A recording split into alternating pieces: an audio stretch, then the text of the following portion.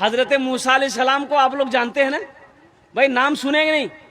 موسیٰ علیہ السلام کا نام سنے ہیں نا، الحمدللہ جلیل القدر پیغمبر ہیں۔ قربان جائیے، سفر میں ہے، تھک گئے، کئی گھنٹے چلے، پیدل چل رہے تھے، تھک گئے، اب پاؤں میں طاقت نہیں، بیٹھ گئے، رب کی بارگاہ میں دعا کری، مولا اب تیرے موسیٰ کو چلا نہیں جاتا، یا اللہ کوئی سواری کا انتظام ہو جاتا تو میرا سفر مکمل ہو جاتا۔ اللہ نے کہا موسیٰ تھوڑی دور اور چل، وہ جو پہاڑی ہے نا وہاں میرا ایک بندہ بیٹھا ہے، وہ تیری سواری کا انتظام کر دے گا۔ ماشاءاللہ، موسیٰ علیہ السلام نے کہا کہ مولا کوئی سواری کا انتظام ہو جاتا، تیری سواری کا انتظام کر دے گا، جا۔ موسیٰ علیہ السلام گئے، دیکھا کہ ایک نوجوان اللہ کی عبادت کر رہا ہے۔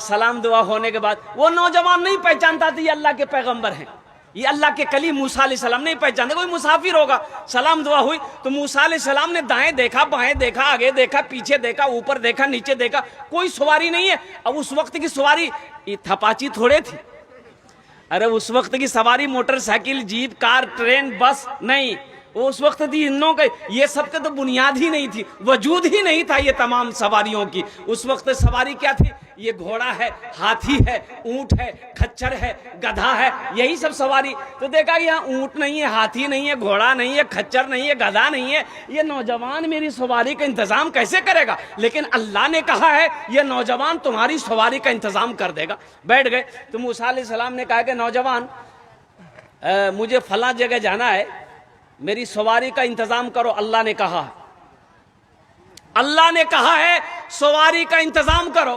یہ نوجوان کہنے لگا کہ آپ کو کہاں جانا ہے؟ تو موسیٰ علیہ السلام نے کہا کہ مجھے فلاں مقام پہ جانا ہے۔ کہا کہ ابھی کر دیتا، ابھی سواری کا انتظام کر دیتا ہوں۔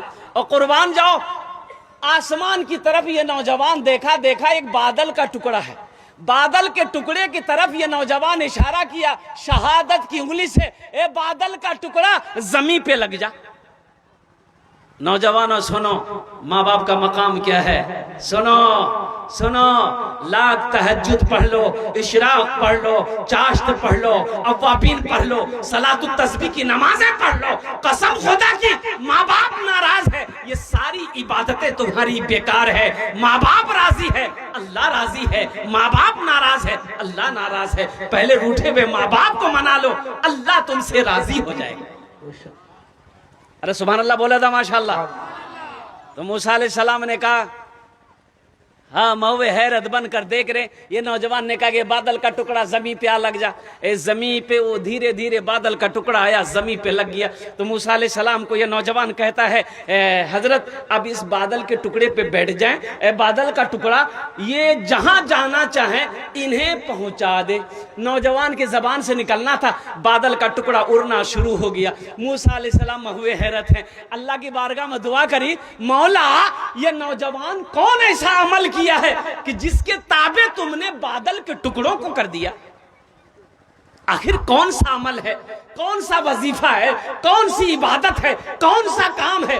تو رب نے ارشاد فرمایا، اے موسیٰ یہ اپنے ماں باپ کا فرما بردار بیٹا ہے۔ سنو، یہ اپنی ماں کی بہت خدمت کیا ہے، اپنے باپ کی بہت خدمت کرتا ہے۔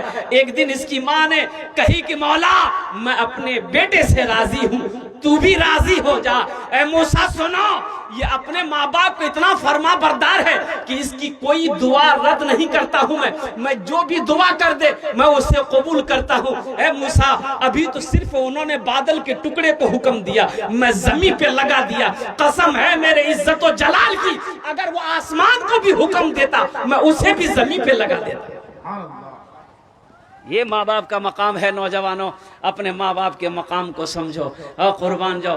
اس میں بہت سارے لوگ ہوں گے جس کی ماں نہیں ہوگی، جس کا باپ نہیں ہوگا۔ نوجوانوں ماں باپ کیا ہے ان کے دلوں سے پوچھو، جن کی زندگی میں ماں نہیں ہے، جس کی زندگی سے باپ عظیم جیسی دولت چلی گئی ہے، اور قربان جاؤ تمہیں آج قدر معلوم نہیں ہے، ماں باپ کا مقام معلوم نہیں ہے۔ اس لیے نوجوانوں اللہ نے یہ دولت سے اگر نوازا ہے تو ان دولت کو الحمدللہ ان کی قدر کرو، ان کی دعائیں لے کر جنت میں جگہ بناؤ، جنت میں محل بناؤ۔ ماں آنچل اٹھا کر دعا کر دے گی، اللہ تیرے تقدیر کو بدل دے گا۔ باپ دعا کر دے گا، اللہ تیرے مقدر کو بدل دے گا۔ انشاءاللہ ماں باپ کی خدمت کرو گے کتنے لوگ تیار ہیں؟ انشاءاللہ الحمدللہ